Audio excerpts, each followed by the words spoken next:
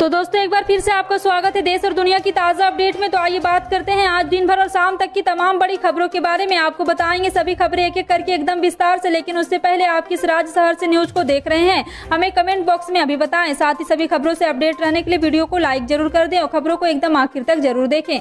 दोस्तों आज का लाइक टारगेट है 1000, आशा करते हैं आप इसे पूरा जरूर करेंगे। तो चलिए फिर फटाफट से लाइक करते हुए जान लेते हैं दिन भर की 25 बड़ी खबरों को।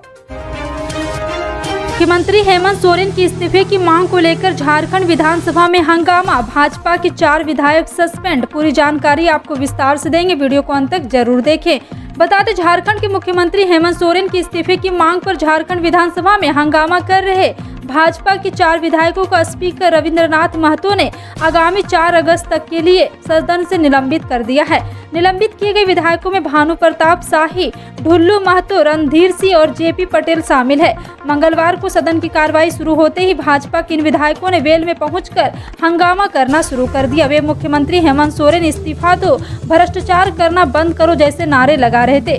स्पीकर ने हंगामा कर रहे विधायकों से सदन की गरिमा को बनाए रखने का आग्रह किया। उन्होंने कहा कि आपका यह आचरण ना तो सदन की गरिमा के लिए उचित है और ना ही आपके लिए। स्पीकर ने उनसे अपनी सीट पर लौटने और अपनी बात नियमापूर्वक रखने की अपील की।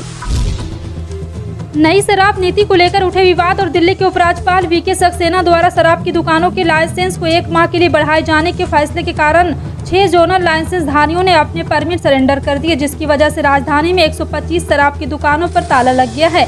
यानी 31 जुलाई से पहले दिल्ली में जहां शराब की 468 दुकानें हुआ करती थी, वहीं अब घटकर 343 रह गई है। दिल्ली आबकारी नीति 2021 से 22 के तहत शहर में 849 शराब की दुकानें होने चाहिए, लेकिन नई शराब नीति पर कला के बाद ग्रेटर कैलाश, सफ्दरगंज, एनक्लेव, हौज खास, चितरंजन पार्क, सरिता विहार और शराब की एक भी दुकान नहीं चल रही है। राष्ट्रपति चुनाव के बाद अब देश में उपराष्ट्रपति चुनाव को लेकर तैयारियां शुरू हो गई है। 6 अगस्त को उपराष्ट्रपति का चुनाव होना है, जिसे लेकर बहुजन समाज पार्टी ने अपना रुख साफ कर दिया है।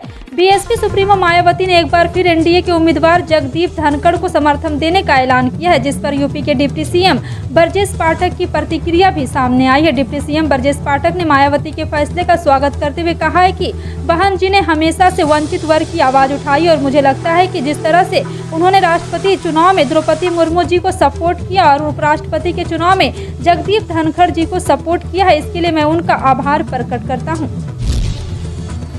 विकासशील इंसान पार्टी के सुप्रीमो और पूर्व मंत्री मुकेश साहनी ने बीजेपी को लेकर एक बार फिर हमला बोला है। मुकेश साहनी ने सीधा कहा है कि वो एनडीए में नहीं है, लेकिन बिहार के मुख्यमंत्री नीतीश कुमार के साथ है। साहनी ने कहा है कि नीतीश कुमार बीजेपी से परेशान है।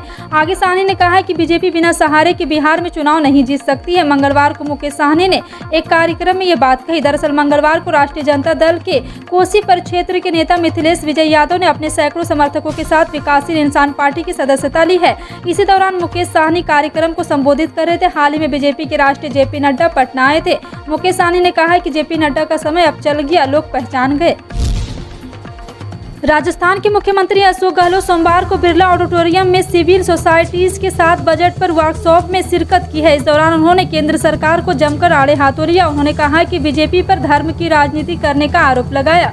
सीएम ने कहा है कि देश में महंगाई और बेरोजगारी से हाहाकार मचा हुआ है और आप अब तक धर्म की राजनीति करेंगे। सीएम गहलोत ने कहा है कि मैं प्रधानमंत्री से मिलूंगा तो कहूंगा कि प्रधानमंत्री जी आप सिविल सोसाइटी से प्यार करना सीखो, आपको आनंद की अनुभूति होगी। या आपको सच्चाई बताए कि आप भाषण में इतनी बातें करते हो। आज पूरी दुनिया देख रही है कि हिंदुस्तान में एक धर्म की राजनीति हो रही है।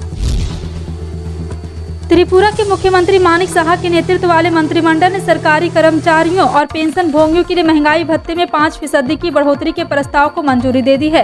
राज्य के सूचना और सांस्कृतिक मामलों के मंत्री सुशांत चौधरी ने ये जानकारी दी।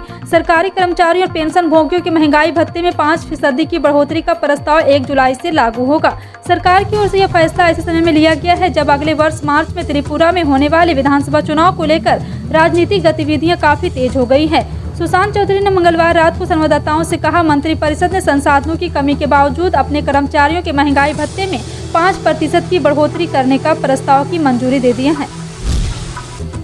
फरीदाबाद व पलवल जिले में सीएनजी के दाम बढ़ा दिए गए हैं। यहां सीएनजी पीएनजी सप्लाई करने वाली अडानी एनर्जी लिमिटेड ने दाम बढ़ाने की घोषणा की। फरीदाबाद में बढ़ोतरी के बाद सीएनजी का रेट 84 रुपये से 19 पैसे प्रति किलो हो गया है। और आपको बता दें कि 84 रुपये 19 प्रति पैसे किलो की जो रेट है वो आगे बढ़ती जा रही है। फरीदाबाद में अभी तक वाहन चालकों को सीएनजी 81 रुपये 19 पैसे प्रति किलो की दर से मिल रही थी। वहीं पलवल जिले में बढ़ोतरी के बाद सीएनजी का नया रेट 85 रुपये 19 पैसे प्रति किलो हो गया है। प्रदेश में वर्षा की गतिविधियां जारी है। मंगलवार की शाम राजधानी समेत प्रदेश के बक्सर, औरंगाबाद, नालंदा, समस्तीपुर, कैरन, अरवल, बेगूसराय, अरवल, जहानाबाद, भोजपुर समेत अन्य जगहों पर मेघ गर्जन के साथ झमाझम वर्षा ने लोगों को राहत दी है। मौसम विज्ञान केंद्र पटना के अनुसार प्रदेश में अगले 24 घंटों के दौरान राजधानी समेत राज्य के सभी जिलों के 1 या 2 स्थानों पर हल्के से मध्यम स्तर की वर्षा का पूर्वानुमान है। वहीं इन जगहों पर मेघ गर्जन व वज्रपात को लेकर मौसम विज्ञान केंद्र ने अलर्ट जारी किया है। आपका इन सभी खबरों पर क्या कहना है, कमेंट सेक्शन में टाइप करके जरूर बताएं। इसी तरह की पल पल की अपडेट जानने के लिए जुड़े रहें आप अपने हेडलाइंस न्यूज के साथ। मिलते हैं अगली बड़ी खबर में, तब तक के लिए जय हिंद।